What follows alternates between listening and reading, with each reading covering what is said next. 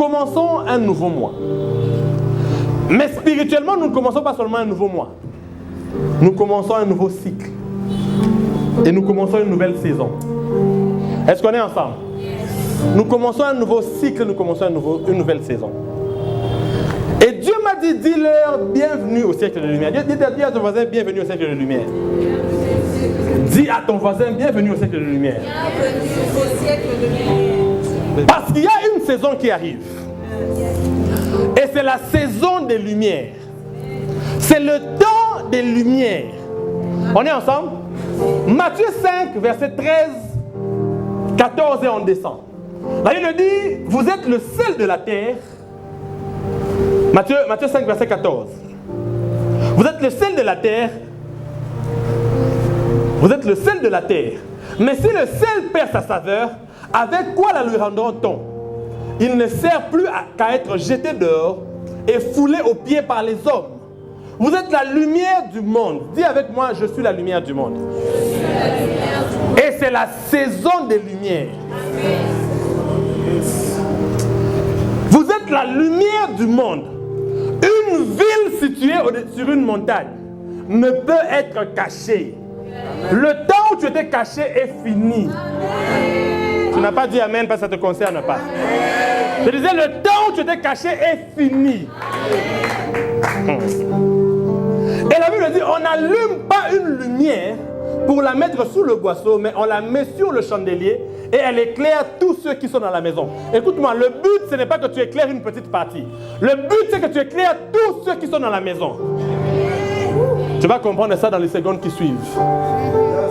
La Bible dit, tout don parfait, toute grâce excellente viennent d'en haut, du Père des Lumières. Dis à ton voisin, je suis une lumière. Fils et fille du Père des Lumières. Fille du Père de Lumière.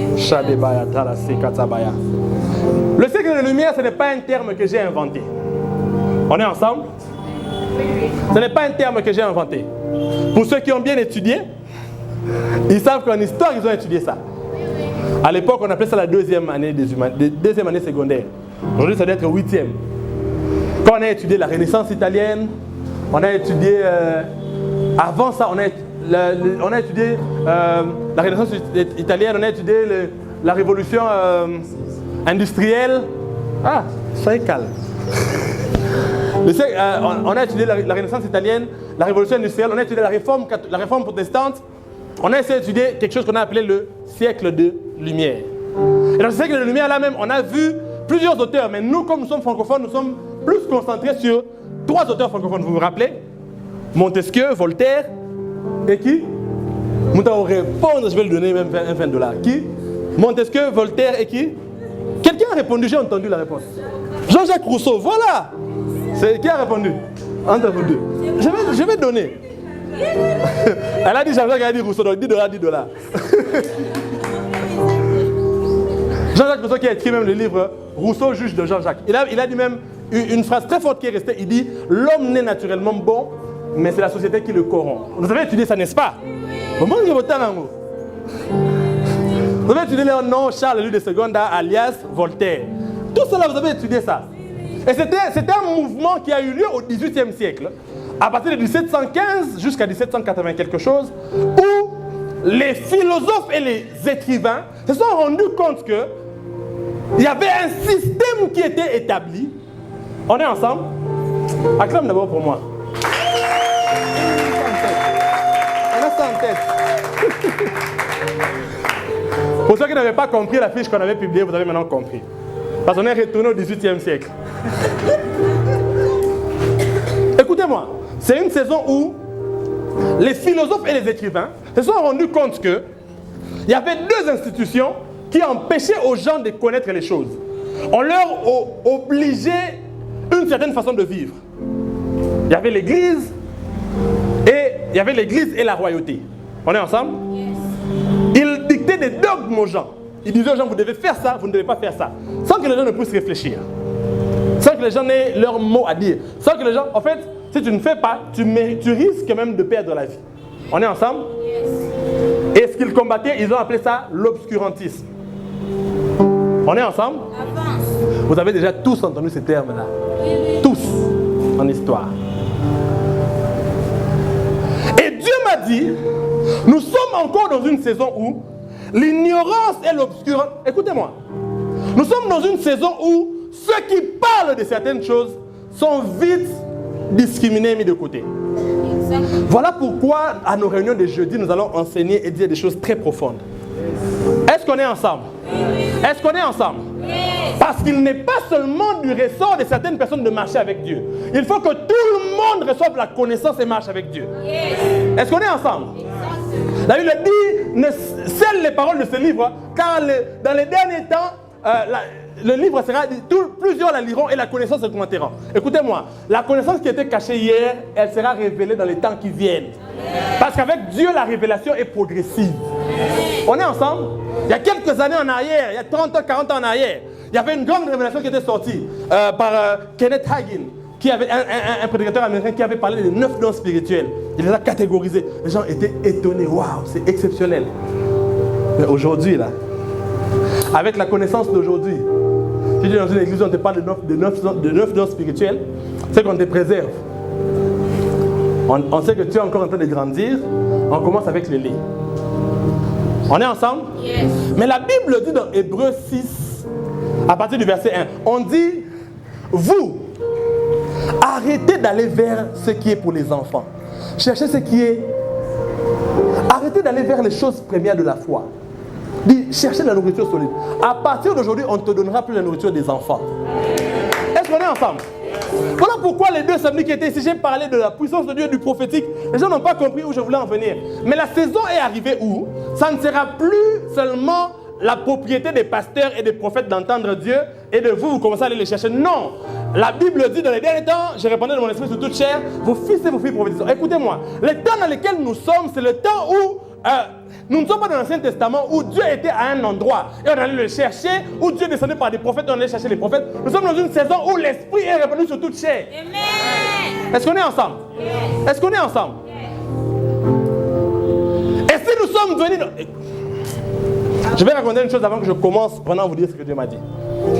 Quand j'étais, il y a quelques années, il y a 4 ans en arrière, je priais, je demandais à Dieu, Seigneur, je n'ai pas de travail. Où est-ce que tu veux que je travaille? Je ne trouvais pas. J'ai envoyé des demandes d'emploi comme toi tu envoies tous les jours. J'envoyais mes CV, demandes d'emploi, CV, lettres de motivation tous les jours. Alors, je me dis non. J'ai déjà avancé plus, j'ai déjà envoyé peut-être plus de 1000. Même pas une réponse. Vous savez même les réponses automatiques des boîtes mail. Moi je ne recevais pas. Vous voyez les réponses automatiques, vous avez envoyé, votre ligne a été reçue. Moi je ne recevais pas. Je me demandais si j'écrivais mal le mail, si c'était quoi. Je ne recevais rien. Je suis en train de prier d'une semaine. Dis avec moi la prière. La prière. Comme toi tu es logique. Oh non, vous avez prié pour tout. Nous on prie pour tout. Je suis en train de prier pour une semaine. J'ai dit Seigneur, je suis fatigué d'envoyer des demandes d'emploi n'importe où. Montre-moi où on va me prendre au travail pour que je postule là-bas. Une semaine de prière. Le dernier jour, je dors pendant la journée. Je dors, je fais un rêve où un ange vient me voir. Il me dit, va à Goma. Parce qu'il y a un travail que tu dois faire. C'est là-bas que tu vas travailler. Amen. Est-ce qu'on est ensemble? Yes. Et je me suis levé. J'ai appelé la bergère, Miketa qui n'est pas là aujourd'hui. Je l'ai appelé, je lui ai dit, je viens à Goma. Il m'a dit, tu viens pour faire quoi? Je ne sais pas. J'ai dit, Dieu m'a dit, je vais travailler là-bas, je viens. Une semaine après, j'étais dans l'avion, j'étais ici. Je suis arrivé ici. J'arrive ici. Je commence à tourner en rond. Je dépose pas des... Je fais plus comme Akin, je dépose des lettres en désordre. J'ai envoyé peut-être 2 lettres de motivation quelque part. Et je me suis arrêté. Après, je suis parti au Burundi, je suis revenu. Je suis encore parti au Burundi, je suis revenu. Quand je reviens, j'étais à la maison, en train de dormir. Ta promesse va te trouver chez toi à la maison. Écoute-moi. Écoute-moi. J'aimerais dire ce qu'un de mes pères, le prophète Jogas, dit. Ta bénédiction connaît ton adresse. Amen. J'étais à la maison, je vois mon téléphone sonner. On me demande, tu es où? Je dis, je suis à la maison. Tu es disponible? Je dis oui. Pourquoi? Ok, prends ton CV, ta lettre de motivation, on va te déposer là-bas à Save Congo. Ok, je prends la moto, je pars déposer le CV. Pour la petite histoire, après, c'était lundi, l'autre lundi, là, j'étais venu déjà au travail. Mais ça, c'est une longue histoire. Ok. Et quand je suis arrivé à Goma, je suis entré en prière. Et Dieu m'a dit une chose. J'ai dit, Seigneur, tu m'as emmené ici pourquoi? Mais je t'ai emmené non seulement pour le travail, mais pour faire mon œuvre. Dans le rêve, j'étais avec un ange, on parlait. Je lui ai demandé, je fais quoi? Et l'ange m'a dit, dis que la lumière soit. Et il a mis sa main sur moi dans le rêve. Je suis tombé en train de prier dans le rêve, saisi par l'esprit. Et je me réveille en train de prier. Je me réveille, j'étais en train de prier. Je comprends. Je continue la prière, je comprends que Dieu m'a appelé. Un ange m'est apparu d'où j'étais. Est-ce qu'on est ensemble? Un ange m'est apparu d'où j'étais chômeur. Il m'a dit, va à Goma. Quand je suis arrivé ici, un autre ange est venu me voir dans un rêve. Il m'a dit, dis-leur que la lumière est là. Écoutez-moi. Je ne suis pas en train de parler comme une personne qui s'est appelée lui-même. Le message que je te donne, je n'ai pas lu ça dans un livre, je n'ai pas eu une inspiration, une idée moi-même. Non, il m'a été donné. Dieu a envoyé des anges du ciel descendre sur la terre pour venir me dire, de te dire qu'il est temps que la lumière paraisse. Les ténèbres ont suffisamment duré dans cette ville. Les ténèbres ont suffisamment duré dans cette province. Les ténèbres ont suffisamment duré dans ce pays. Il est temps que les enfants de la lumière s'élèvent. Il est temps que les fils de la lumière s'élèvent. Il est temps que les fils de la lumière s'élèvent. Ce n'est pas pour rien que nous avons présenté tout ça là. Écoutez-moi, les entreprises que vous avez vues ici, ça va répondre aux prières des gens. Je ne rigole pas et je ne joue pas. Je m'appelle Agelos Kevin Kamate. Je ne suis pas né pour jouer, je ne suis pas ici, je n'ai pas laissé mon fils à la maison pour venir ici, pour venir passer votre temps. Est-ce qu'on est ensemble? Est-ce qu'on est ensemble? Je parle, les cieux entendent ma voix, les cieux connaissent ma voix. Les entreprises que vous avez vues ici vont répondre à plusieurs prières. Là où les hommes cherchaient le Père des Lumières, ils verront les fils de la lumière et ils vont recevoir leur lumière. Je disais, ils verront les fils de la lumière et ils vont recevoir leur lumière. Je disais, ils verront les fils de la lumière et ils vont recevoir leur lumière. Nous sommes dans un temps compliqué. Dans un temps compliqué. Où les gens ont du mal à trouver de l'emploi.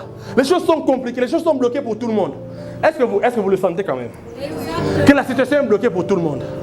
Vous avez commencé déjà votre truc là de... Comment on appelle ça? Cascadeur? Tu n'es pas cascadeur au nom de Jésus. Je refuse ça. Moi je ne le suis pas déjà, ça je sais. Mais je refuse ça pour toi. Amen. Ce n'est pas mal. Laisse ceux qui le sont l'être. Tu m'as compris? Yes. Ça n'a rien de démoniaque, satanique, non. Mais ce n'est pas toi.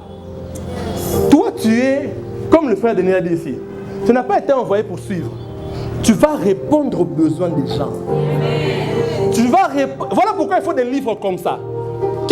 Comment les gens, tous nous allons dans la même direction. Nous vous disons ces choses. Ce n'est pas de la motivation. Oh non, ils ont changé l'évangile. Oui, si on a changé, on a changé. Vous allez faire quoi? Ceux qui avaient commencé, ils avaient commencé comment? Quand Paul a écrit, tu as la preuve que c'est Jésus qui l'avait parlé. Aujourd'hui, Dieu m'a dit une chose. Je vais le dire et je vais me décoller directement. Dieu m'a dit une chose. Jean-Baptiste, il a été envoyé pour annoncer le Messie. Il a annoncé le Messie, Le Messie est venu. Il a dit, c'est lui le Messie. Vous savez quoi? Jésus est parti. Il est resté, il n'a pas suivi. Jésus est parti. Le Messie qui était venu annoncer, il est passé. Lui, Jean-Baptiste, est resté, il n'a pas suivi. Même les disciples de Jean-Baptiste qui ont entendu la prédication, d'autres sont partis. Mais d'autres sont quand même restés. Celui que vous suivez, il était venu pour annoncer quelqu'un. Écoutez-moi, ce n'est pas parce que dans vos églises, on vous parle des miracles, que quand Dieu va commencer à faire avec toi des miracles, ils vont accepter. Ce n'est pas parce qu'on a toujours dit que Dieu guérit. Le jour où Dieu va guérir, là, les gens n'aiment pas que Dieu fasse maintenant. Je vous ai déjà dit. Les gens croient que Dieu avait fait dans le passé. Les gens croient que Dieu peut faire dans le futur. Mais si Dieu fait maintenant, là, les gens ne vont pas être d'accord. Est-ce qu'on est ensemble? Mais Dieu va faire avec toi. Je déclare et je décrète. Dieu ne sera plus seulement dans les livres du passé. Oh, avec Gédéon, avec Nani. Non. Ce n'est pas seulement eux qui ont Dieu. Dieu va faire aussi avec toi. Dieu va aussi écrire une histoire avec toi. Il n'y a pas que Gédéon, il n'y a pas que Moïse. Il y a aussi toi dans la liste. Des hommes que Dieu va utiliser. Qui vont emmener la lumière à ceux qui sont dans les ténèbres. Écoutez-moi, les temps sont durs. Les temps sont durs. Nous vivons un moment où les ténèbres se sont épaissis sur la terre. Ou c'est compliqué pour tout le monde. Tout le monde sait que c'est compliqué. L'argent, c'est compliqué. La sécurité, c'est compliqué. Pour tout ça, vous êtes déjà en train de regarder l'heure. Parce que vous savez que c'est compliqué. Hier, on a vu quelqu'un qui était en retard. On lui a dit prendre le taxi. Il a dit, comme un kidnappe. C'est compliqué. Il a l'argent pour prendre le taxi. Les taxis sont là. Mais il ne veut pas. Nous sommes dans une ville où tu peux avoir l'argent. Mais tu sens que ça ne va pas. On est ensemble? Ça ne va pas. Personne n'est en paix. Ça ne va pas. Ça ne va pas. Je vais vous lire un passage. La Bible dit, Ésaïe 47, verset 7, Dieu parle. Il dit, je forme la lumière et je crée les ténèbres. Je donne la prospérité et je crée l'adversité. Moi, l'Éternel, je fais toutes ces choses. Je vais vous dire une chose. Les ténèbres que vous voyez là, cette fois-ci, c'est Dieu qui les a créées. La situation que vous êtes en train de voir là maintenant, là, c'est Dieu qui a créé ça. Dis à ton voisin, c'est Dieu qui a créé ça. Dis à ton voisin, l'insécurité que tu vois là, c'est Dieu qui a créé ça. J'assume ce que je dis. Je n'ai pas peur de toi. Dis à ton voisin, la crise que tu es en train de sentir là maintenant, là, c'est Dieu qui a créé ça. C'est Dieu qui est derrière ça. Ok. Dieu dit maintenant ceci. Il dit, je forme la lumière, ensuite je crée les ténèbres. On est ensemble? Vous savez pourquoi Dieu fait ça? Le même Dieu qui a donné la lumière. Vous savez pourquoi il crée aussi les ténèbres après? Est-ce que vous savez pourquoi? Demande-moi pourquoi. Vous savez pourquoi? Parce que la plus grande bénédiction qui puisse arriver à une lumière, c'est les ténèbres. Exactement. La plus grande bénédiction qui puisse arriver à une lumière, c'est les ténèbres. Parce que la lumière n'est pas utile dans la lumière. La lumière n'est utile que dans les ténèbres. Et la prospérité ne se révèle que dans l'adversité.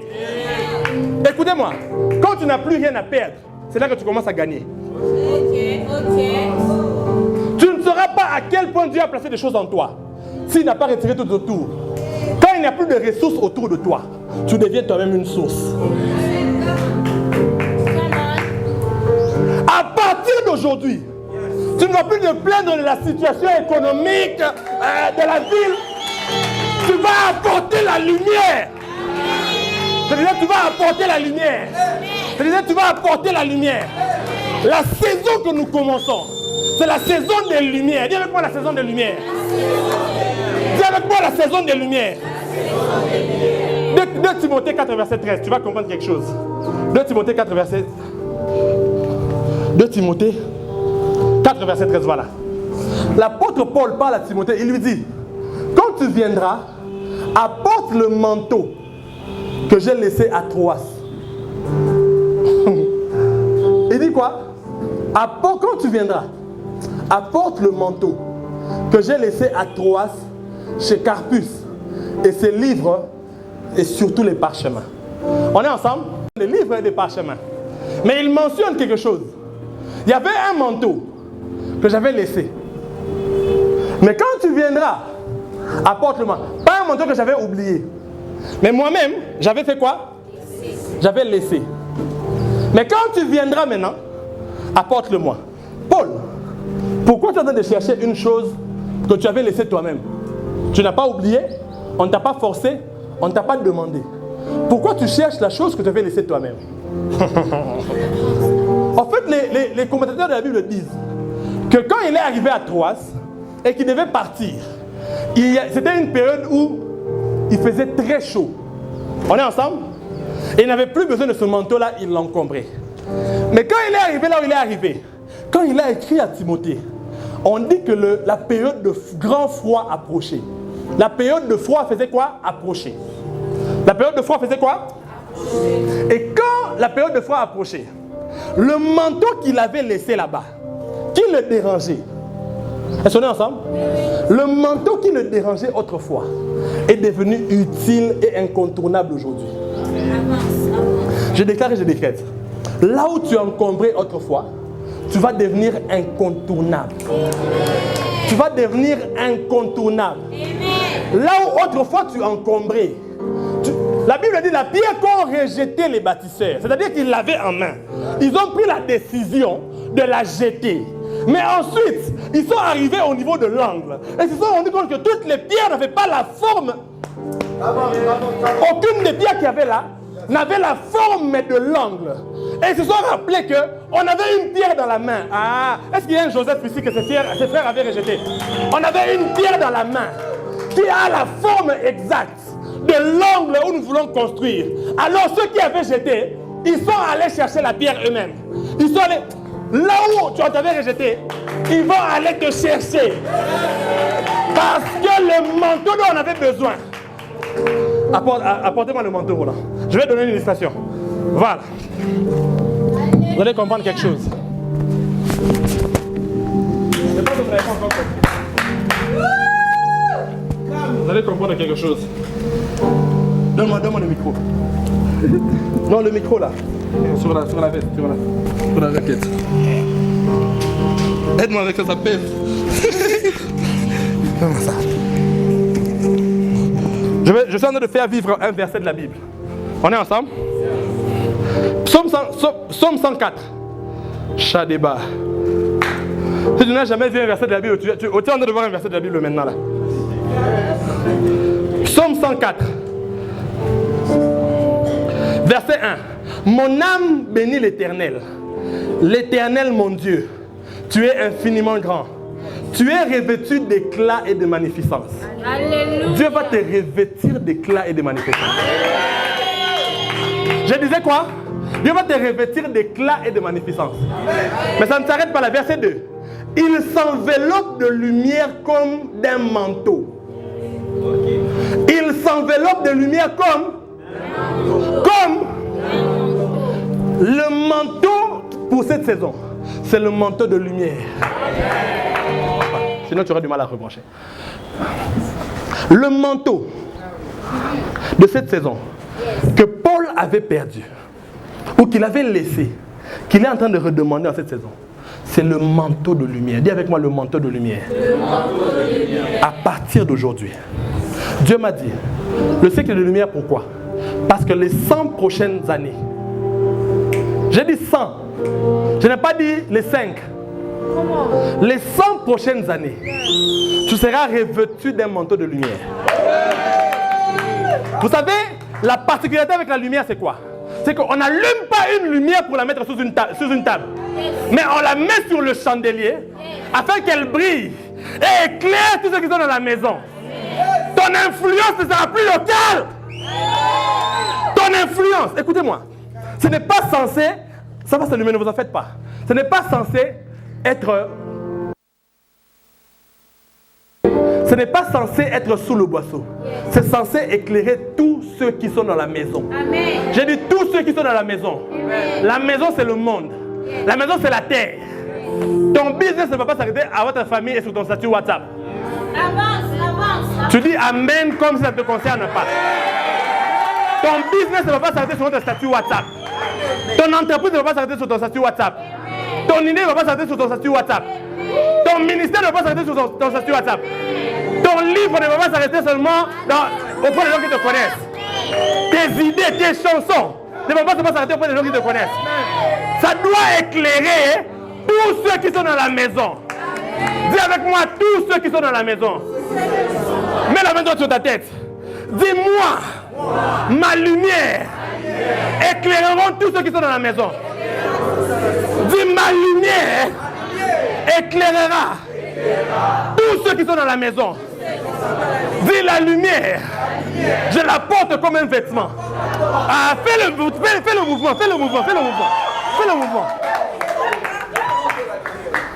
Je ne serai plus caché. Écoutez-moi. Vous pensez qu'un prophète, c'est seulement dire, je vois, tu t'appelles l'OTAN? Un prophète, c'est la folie.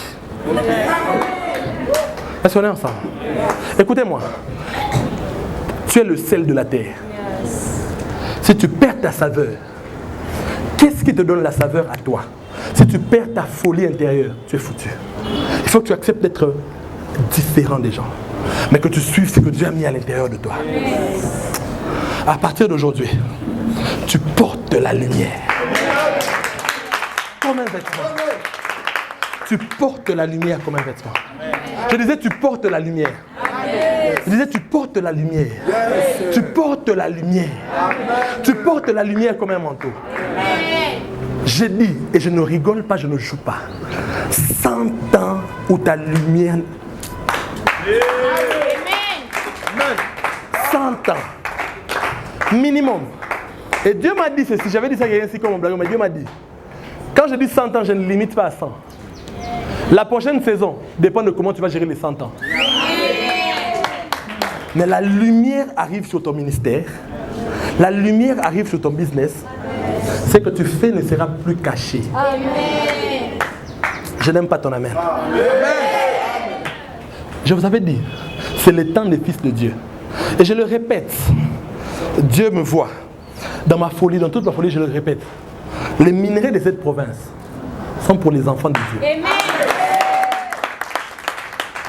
Amen. Je le répète, les minerais de cette province sont pour les enfants de Dieu. Amen. Les minerais de cette province ne seront plus appelés les minerais du sang. Amen. Parce que ceux qui sont rachetés par le sang vont posséder les territoires. Amen. Tu vas posséder le pays. Amen. Tu vas posséder le pays. Amen. Je ne rigole pas et je ne plaisante pas. Je suis un responsable. Les gens me connaissent, les gens me respectent. Sur le monde dans l'atiboué. C'est que méchant. Écoutez-moi. À partir d'aujourd'hui, lève ta main droite. Je vais déclarer quelque chose sur toi. Ça se trouve dans le livre d'Ésaïe. Je n'ai même pas dit, on va clôturer là. Je n'ai pas besoin de continuer. Je n'ai pas besoin de continuer. Ésaïe 60. Ésaïe 60. À partir du verset 1er. Lève-toi et sois éclairé car ta lumière arrive. Amen. Tu n'as pas entendu? Lève-toi et sois éclairé car ta lumière arrive. Amen. Et la gloire de l'Éternel se lève sur toi. Amen. Voici les ténèbres couvrent la terre et l'obscurité les peuples. Amen. Mais sur toi l'Éternel se lève. Amen. Sur toi sa gloire apparaît. Amen. Des nations marchent à ta lumière. Amen. Des nations marchent à ta lumière. Amen. Et des rois à la clarté de tes rayons. À partir d'aujourd'hui, tu attires des rois autour de toi. Amen.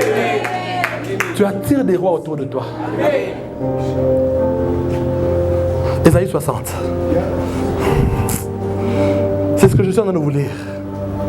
Porte tes yeux aux alentours et regarde. Tous ils s'assemblent.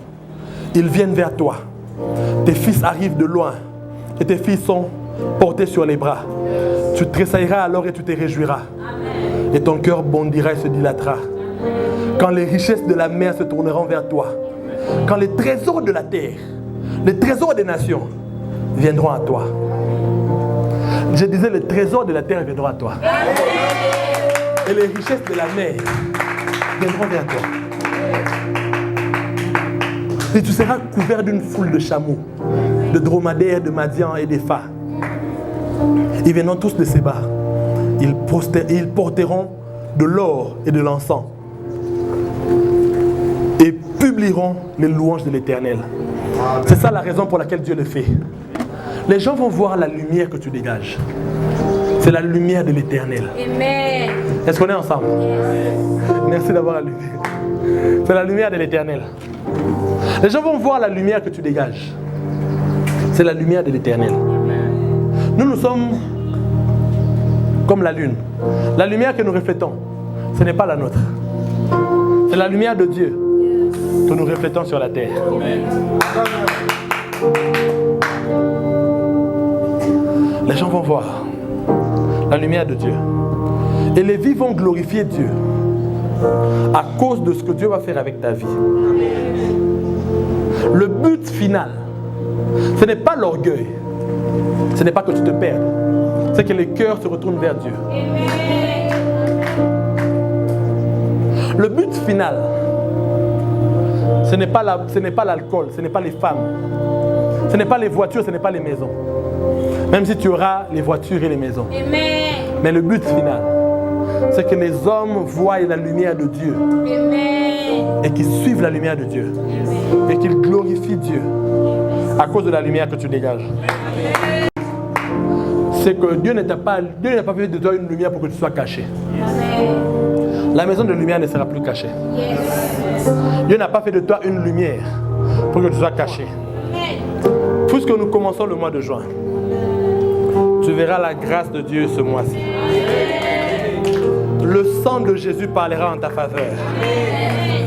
Là où les hommes t'ont prévu le mal, Dieu va le tourner en bien. Ce mois de juin, c'est le 6e mois de l'année. Le 6e jour, Dieu a créé l'homme.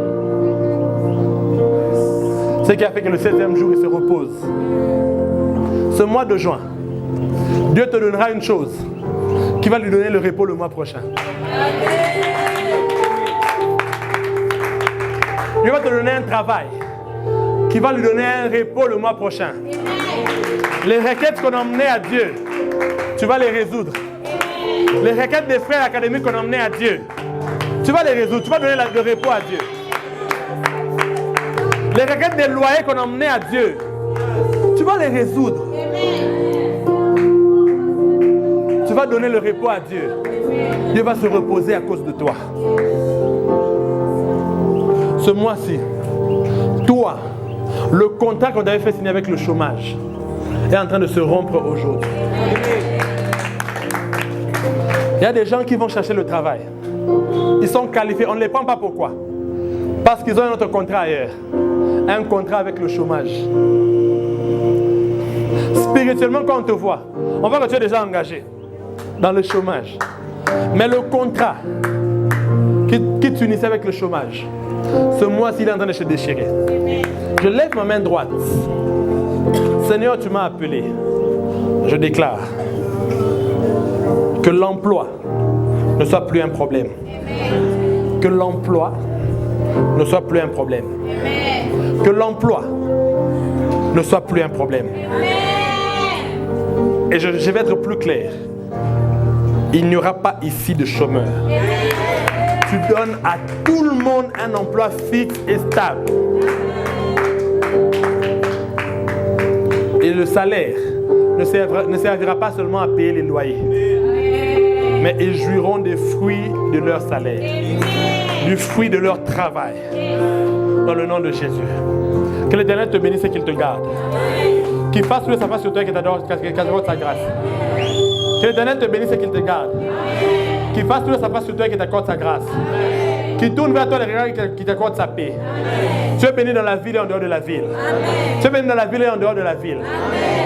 Que l'Éternel te bénisse et qu'il te garde. Qu'il fasse sa face sur toi et qu'il t'accorde sa grâce. Qu'il tourne vers toi les regards et qu'il t'accorde sa paix. Dieu bénit tes départs et tes arrivées. Tu es béni en dehors de la ville et à l'intérieur de la ville.